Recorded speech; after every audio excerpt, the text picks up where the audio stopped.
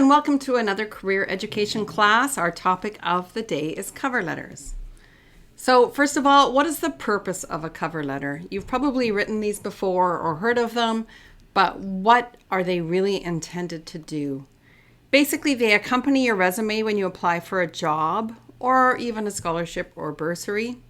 And they introduce you to a prospective employer and should make him or her interested enough to grant you an interview. It's very specific and it's tailored to each job that you apply for.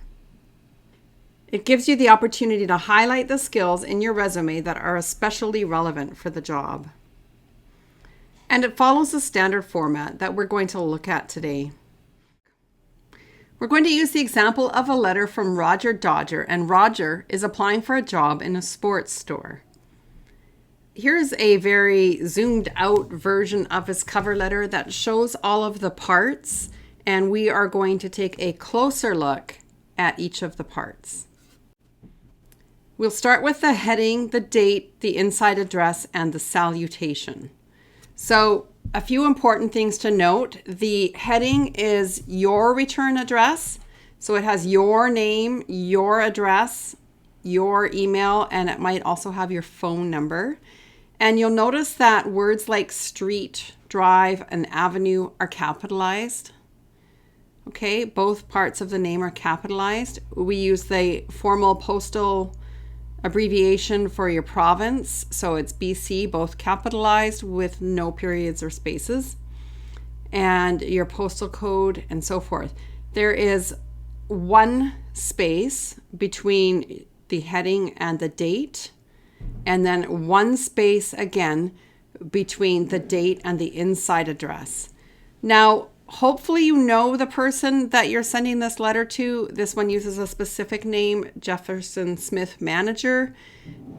You might just put manager or hiring team if you don't know who it is that you're sending it to. And then the address of the company. Again, words like avenue, street, drive, lane are always capitalized. Okay, one space between the inside address and the salutation. And this one says, Dear Mr. Smith. It has the specific name. If you don't know the specific name, again, you can use something like Dear Hiring Team or Dear Manager, followed by either a colon or a comma. After the salutation, you have one space, and then you move into the opening of your letter. So in the first paragraph, you introduce yourself and explain why you're writing this letter. It's quite short. Here's an example. I'm writing in response to the ad you placed in Saturday's Times Colonist newspaper, advertising for a part-time sales associate in your sports store in Sydney. Larry Leisure, the store manager, suggested I apply for the position. So Roger's done a few clever things in this letter. He states where he found the advertisement for the job, what the specific job is that he's applying for. Some companies might have more than one job posted, and this states specifically which one he's applying for. He's done some name dropping, so he's shown that he actually knows somebody that already works there. This is a good idea if you actually know somebody, because it can sort of catch their attention and they can just go over and ask the store manager, Larry, so what do you know about this person? Helps to increase your chance of getting that job. We talk about the power of networking. Many people get jobs at a workplace because they know someone who works there and recommends them. Network connections are very important. All right, here's the example of the body of the letter. This is the second paragraph that's inside the cover letter. Take a minute to read that. You can pause the video as you read that.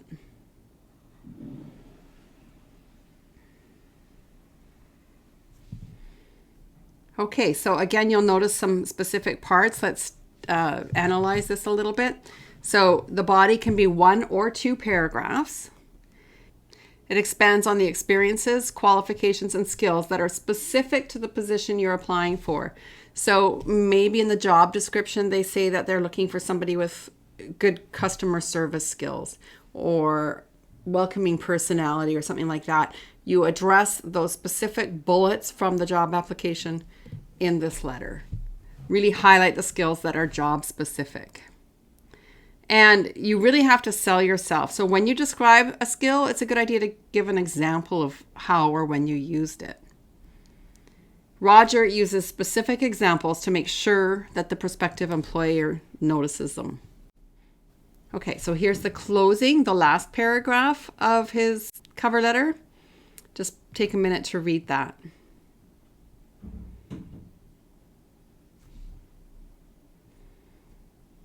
So the closing does a few specific things. It's, first of all, again, short. It's 2 to 5 sentences long. It's not wordy.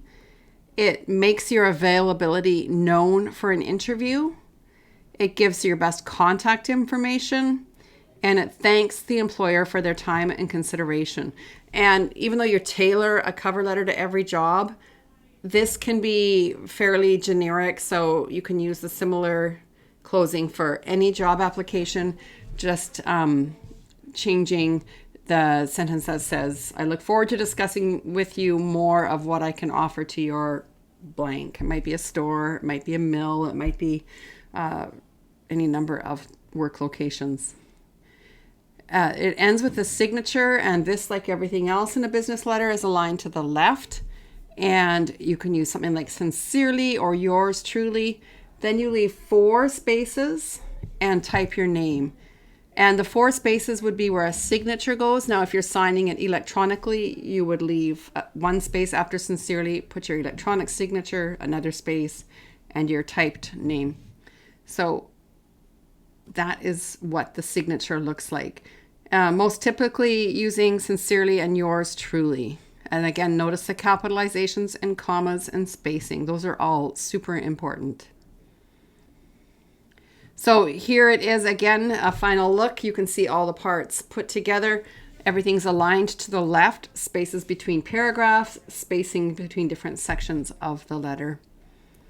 All right, so in myBlueprint, there's a cover letter builder that teaches these skills really well. It actually removes a lot of the formatting challenges for you because it's really well set up. So let's take a look at that. Under the Work tab, you will find cover letters, and you may have cover letters from past years in here, which you can edit, revise, duplicate, and so forth. So I could take this letter, I can duplicate it if I already have information, or I can create a brand new cover letter from scratch using this button.